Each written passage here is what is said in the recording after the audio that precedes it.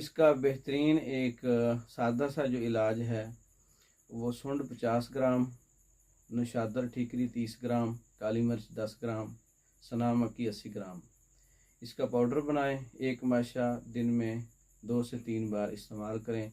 इससे पेशाब अच्छी तरह से खारिज हो जाएगा, यानी पेशाब खुल कर आएगा।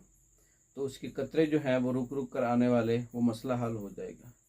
अगर इसके अलावा बहुत सी और भी कमज़ोरियां हैं, मसाना की बहुत सी कमज़ोरियां हैं, गुर्दों की कमज़ोरी है और जिगर में बहुत ज़्यादा गर्मी है, जिसकी वजह से सूरत इंजाल भी है, जिसकी वजह से पेशाब का कंट्रोल भी नहीं होता, जिसकी वजह से पेशाब के कतरे भी आते हैं, ये सारी चीज़ें इसमें आ जाती हैं।